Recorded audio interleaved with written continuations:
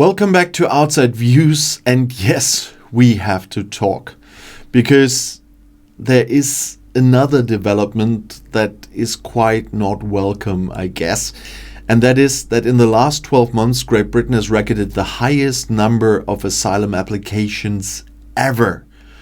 Over 111,000 people have applied for asylum. That's a number that has never been seen before since data collection began in 2001.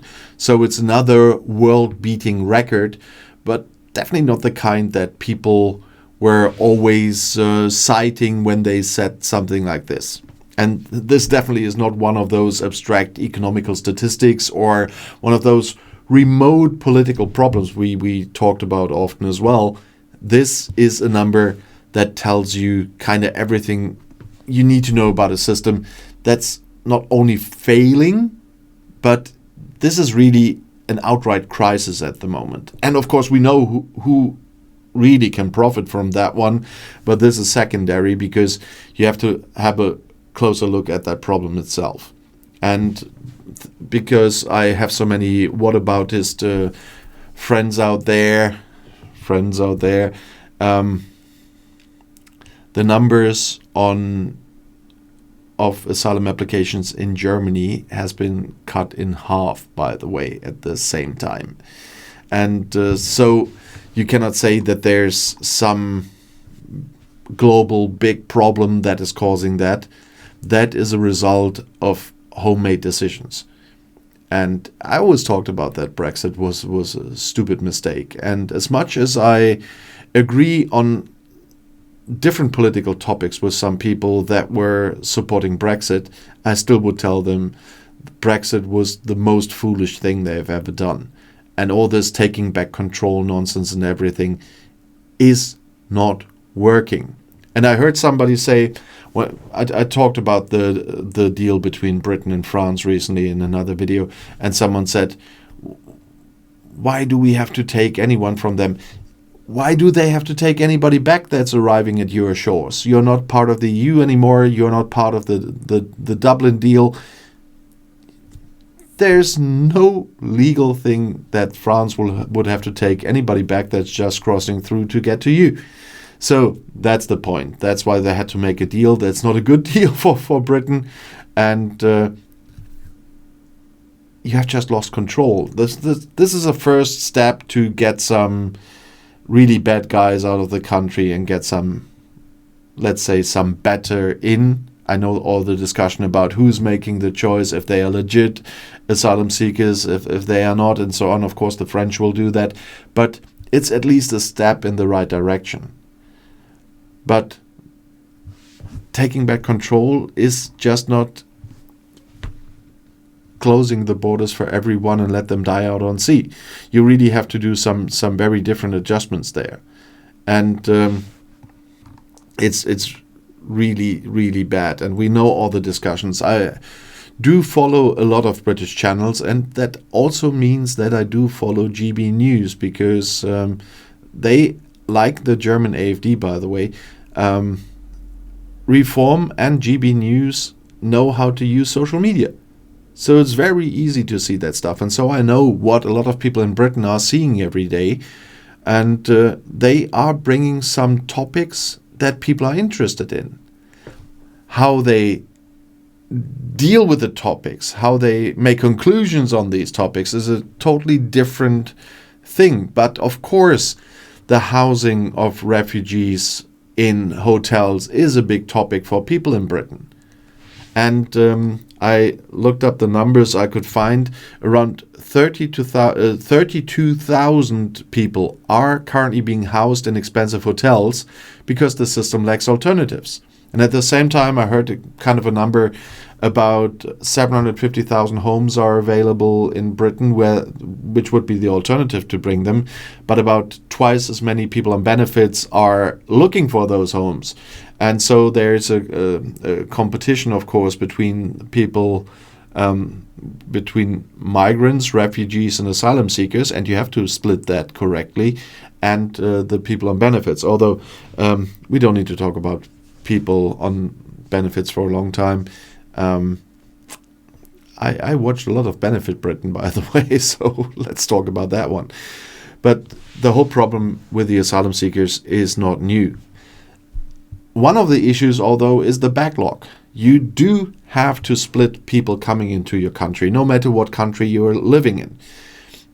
It's the same in the EU.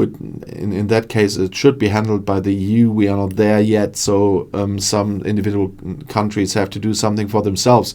But when people arrive and claim asylum, you really have to separate the real groups. The asylum seekers with a legit claim on asylum, war refugees, and migrants. Because there is a definite distinction between them.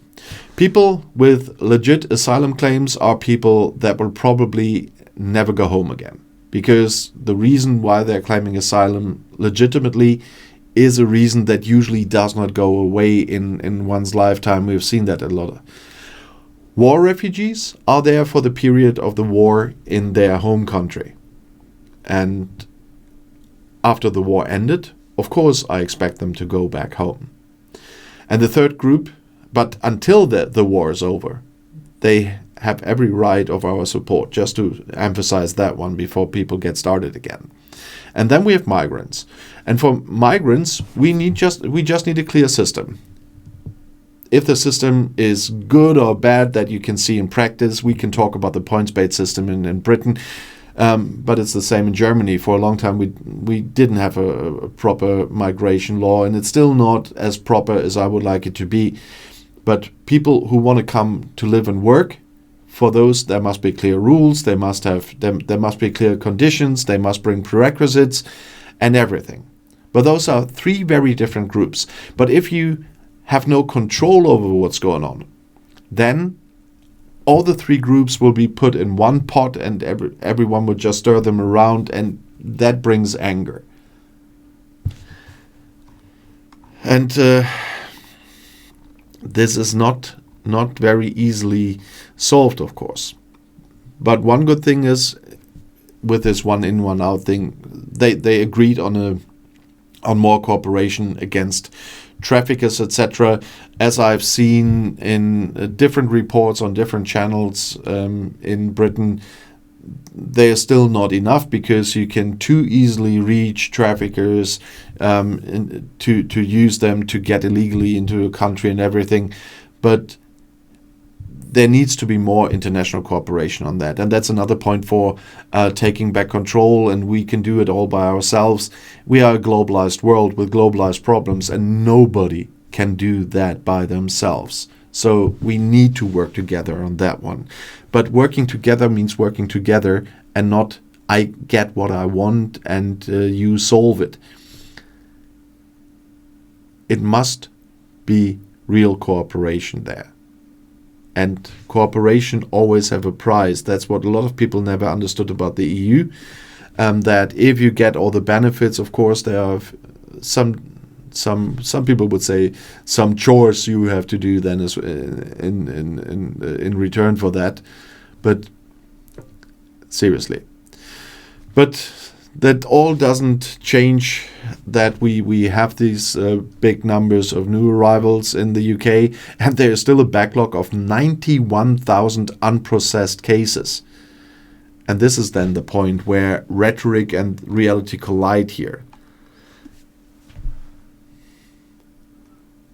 A government that is in control of things does not have a backlog of 91,000 applications.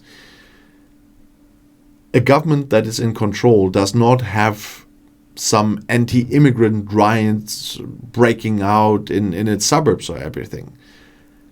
And a government that is in control doesn't have to promise to end the use of hotels by the next election, because they cannot solve the problem now. What they have to do is to sort that fast. And I'm not saying that only to the UK government. I'm saying that to the German government as well. And I'm saying that to, you always like to call it that, to Brussels, because the leaders of the 27 EU countries and the European Parliament and the European Commission have to solve that for Europe as a whole. or the EU in this case. There are still a few European countries, one more now that are not part of it, but most of them want to be part of the EU. So at some point it will almost be everyone in Europe. But it will not be everyone, we all know that, but the vast majority. But this government is doing exactly that. They are saying we will solve that by the next election. If my government says that, and I'm a member of a party, of one of the two coalition partners in the government, then I will get furious. They have to act. Fortunately, in Germany, they started something to do something until the EU is more prepared, and the GEAS that's coming up EU-wide is a start, but it's not the end of it. They have to do more. But the government has to do something. And in this case, the government cannot solve everything, but they can solve the backlog, and they can solve the housing problem if they want to, and they can solve international cooperation and the fight against trafficking. That is what the government can do. And I expect this from a government to solve the problems. And some governments do and some don't. Keir Starmer now has we are at more than a year that he's in office. Our government here is, when I'm filming this, 112 days in office. They didn't do enough in that regard yet as well, so I will judge them after years as harshly as I do judge Starmer if it hasn't worked. But the government has to do something. And they have to do something. At the moment, they are rather, instead of really solving problems, they're trying to appease the rising tide of right-wing populism. You know, parties like Reform UK and their voters, especially when you look at the polls there. But they are failing to appease them because they are not really doing that. But the irony here, once again, is it's really proving that all those taking back control claims and everything was just that, claims. And I'm looking forward to your comments on that. Please keep it civilized, because that's what I'm always trying to do here. I want to have a civilized discussion. Differing opinions are all fine, but stay civilized and don't behave like the followers of the right-wing extremists here from the AfD in Germany. When I see that their comments under my videos, it's not very classy, to be honest. And I hope my viewers do have a little bit more education and standards than that. And if you want to comment on that, please do so below the video. And if you want to see another video right now, the next one is right here in the end screen. I'll see you there. I'll be back.